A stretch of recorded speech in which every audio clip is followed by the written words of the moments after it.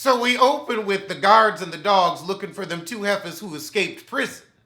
And you can see they're hot on their trail. So now we got this ranger that's looking for them. And he goes to the Kansas City Popo and he's like, hey, can you give me a couple of officers? I got some cons in the area. So now we got the ranger and one of the cops staking out the sister's address, which is Rita's mama's house. And of course, the cop that he's working with is the crooked cop that's with the mom.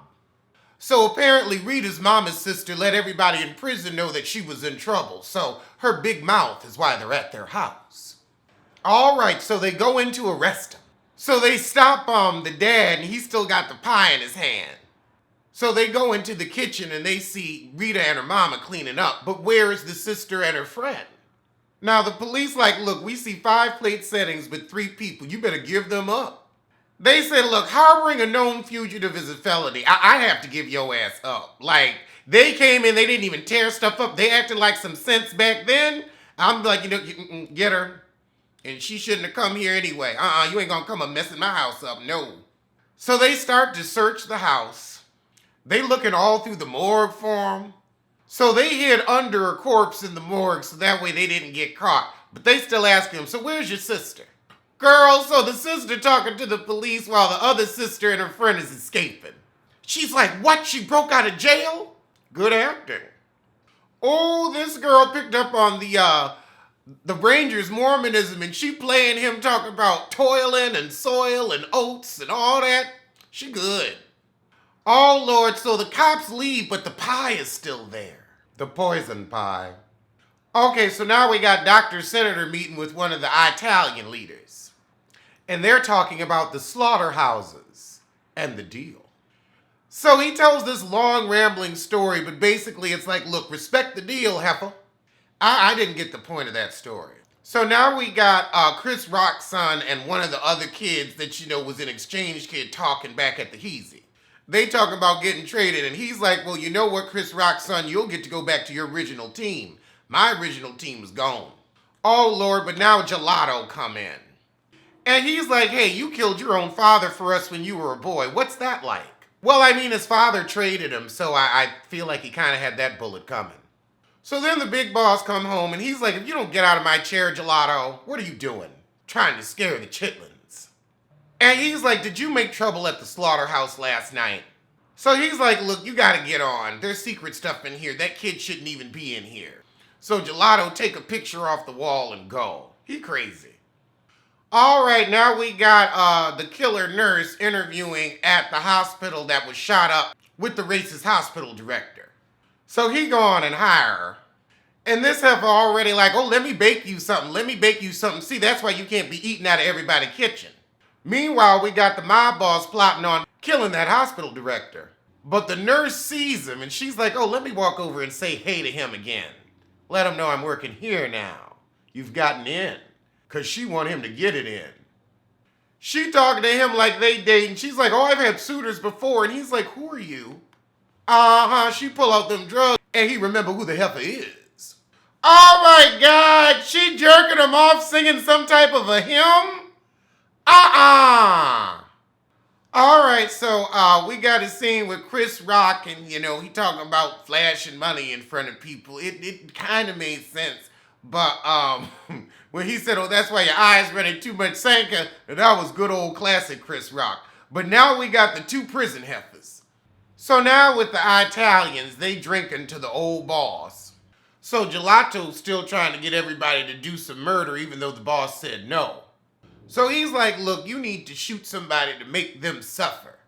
And take Irish with you. Let's see if he loyal. One of them switcheroo chillin'. Meanwhile, across town, the guy go to get Irish, and Irish is like, well, child, if I don't come back, I'm dead or in jail. Do your lessons. Okay, so him and Irish pull up, and they're gonna attack Chris Rock's oldest child. Okay, so Gelato's still mad about that damn slaughterhouse. That's why he trying to kill Chris Rock's son. I was a little confused. Irish is like, do we have authority to do this? Because this is gonna start a war. So Irish really don't want to do it. He's like, what about Zero? What about Zero? Child, they give Zero about Zero. So right before he does it, the driver sees and floors it, and the other guy tries to shoot, but he misses. And now they're fighting over the guns. And the guy's like, oh, well, you're dead. He's like, no, I'm not, because you out here taking Gelato's orders. He said, I'm walking home.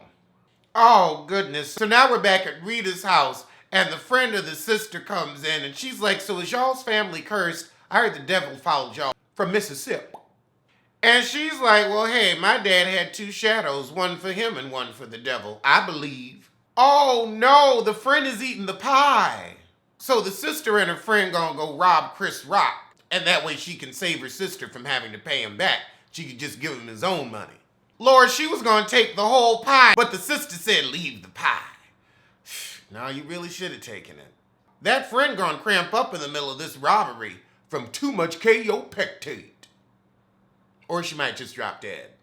So the husband sneaked them out in the coffin, and they getting busy on their drive to wherever they going. That coffin cooch. Casket clicking and clacking, but oh, now her stomach get to gurgling. Burgling. Oh yeah, we got fart noises. Right before we could get to the click and the clack, we got... So he dropped them off, and now they trying to do this robbery, but this friend's struggling. Y'all need to wait because of the chiropectate. Oh, God! Girl, so they get in there, and they like freeze, and then the friend start barfing through her mask. So she go over to the guy and say, I'll take that cash, and he said, with a panty on your head. Girl, you don't go on and just shit yourself. So child, somebody shoot at her from under the table, but they miss. Oh, God, throw it up all over the money. I cannot. So now we back at home with Chris Rock and his oldest son, and he's like, no, I'm okay. He said, look, Dad, they weren't shooting at me. They was shooting at you. I'm a proxy. So they talking about the robbery, and they said they got 20 grand, and one of them threw up everywhere. It was two heifers. So Chris Rock is like, lock down everything. I want 6 guys in front of the house. So Chris Rock's son's driver was able to identify the shooter as Rabbi, and Chris Rock is like, so what does this mean? And Rabbi's Irish, trader card kid. So Dr. Senator's like, look, we need to know who gave the order, the boss or the brother. So Dr. Senator like, look, once we, start firing back, it's to the death, so we gotta be real sure, because they could be infighting. Or wag the dog, too. All right, and so that was the episode. Let's get to the next one. And now we're back for episode 4 of Fargo. So we open with Rita writing, getting that homework done. But she hears something at her boudoir door. Child, not a ghost in the hallway. Ooh, it's Halloween. Meanwhile, across town, we got the prison heifers counting they vomity money. Rita's daddy's stressing about the money, and Rita's mama's stressing about her sister. You know how they do the montages. So the car that's driving the pumpkins into town gets stopped by a wall of fire. Okay, so it's the Italians, and the black people done got them, trapped in a ring of fire. I guess this is for the attempt on Chris Rock's son's life. Damn it, I gotta change the battery this early. So they drag the one guy out the car, whoop his ass, and throw him in the fire. So they burn the other guy's face and take the little pumpkins. I don't know what was in them. But now we got Dr. Senator and the Italian guy meeting again.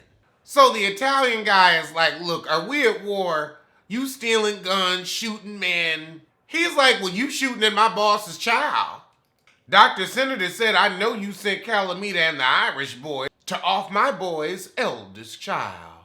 And now the Italian boss is like, didn't nobody give that order? The Italian boss is like, yeah, that wasn't us, and I didn't give that order, and them heifers that robbed you, we don't even know them. So the Italian boss said, you know what, I'm gonna check in and come back, because I don't know what's going on. So now we got the pumpkins arriving at Chris Rock's criminal enterprise. Oh, the pumpkins is where the guns were. So Dr. Senator telling Chris Rock about the robbery, and he said, nah, it wasn't the Italians. Ain't nobody dumb and smart at the same time. He definitely wrote his lines. He said this was just some crime, but we gonna find them heifers. Oh God, the nurse is fucking the Italian guy, and they doing autoerotic asphyxia. Ew. So as her jump off is running off, Rita come by and ask for that job, because her family need the coin. They about to lose they house. Get this job. They about to lose they house because they borrowed money from a loan shark. So now we got the Irish guy telling the mob boss, look, you gonna hear some stuff about me, but I was just trying to follow the proper orders. And the boss is like, oh, I didn't order a hit, so thank you for letting me know. He said, wait, did Gelato start this shit? It was Gelato, wasn't it? I knew it. So the boss is like, well, good job, Irish. Good job.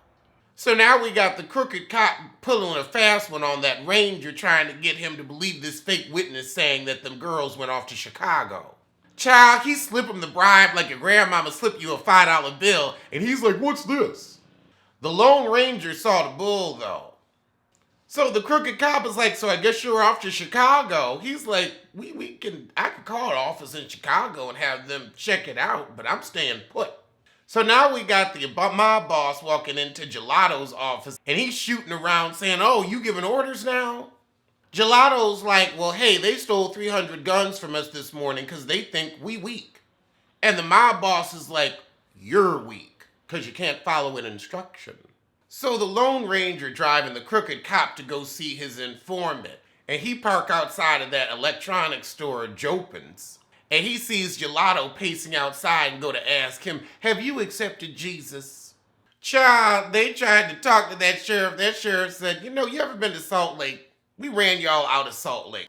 Don't act like you're immune to discriminating. So now the mob boss telling the crooked cop, look, make some arrests and calm Cannon down, and telling the other guy, go to New York, tell him everything's fine, but bring back reinforcements. Meanwhile, at the nurse's apartment, Ethel Rita's getting her coin on. So while Rita cleaning up, she go in that closet she ain't supposed to and see all these medicine. And then she finds a box with all of these newspaper clippings from all of the deaths that she caused.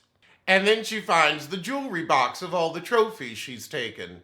But she gonna leave that dang notepad and pen in there. I know it. She starts matching up the jewelry to the obits. Ciao. She realized what's going on. She get herself out of there, but she left that dang notebook like I said. Who's calling the shots over there, the ape or the pipsqueak? So he trying to get Irish to bring him his child, and Irish is like, you know they gonna get me. Meanwhile, we got the bank robber heifers at a hotel washing the vomit off their money. Her friend's still sick. Oh Lord, but now a ghost coming out the tub. We got some of everything with this. Oh my goodness, a ghost coming after the friend that's sick in the bed too. They just said, we're gonna give y'all a little Halloween. She heard that ghost, she just stood there and just closed her eyes like, I'm gonna let this get my friend. That ghost walked right on to the friend. Ooh, for a second, okay, so then the ghost disappears after it goes into Swanee's room. But for a second, I thought Swanee was gone. Oh, okay, she woke her up and she says, oh yeah, he does that sometimes, mean old Mr. Snowman. So she know him. So the Robin sister meet up with the husband and she like, who made that pie? He's like, I guess the neighbor. So she give him the vomit money and say, here you go, heifer. The dad bring the money right to Chris Rock's. And he's like, where'd you get this money? My Uncle Booley passed. I'm afraid that vomit smell might give it away. So he leaves the money with Chris Rock, and Chris Rock like, what that smell? Oh, Chris Rock was like, oh, it was you. Ha ha. Child, yeah. Y'all should have cleaned that money a little better. Maybe giving him a check. Lord, so daddy come home singing and dancing, sweeping his wife off his feet, but the goon's about to come in. So the mama like, why are you so happy? And the dad's like, we're out of debt. And the mom's looking like, oh crap, something's about to happen. So she just walk off and he won't tell her what he did. He's just like, it's done. She's like, oh my God, do you know what she did? This is gonna come back on our head. All right, so that was the episode. I'ma see you soon for something.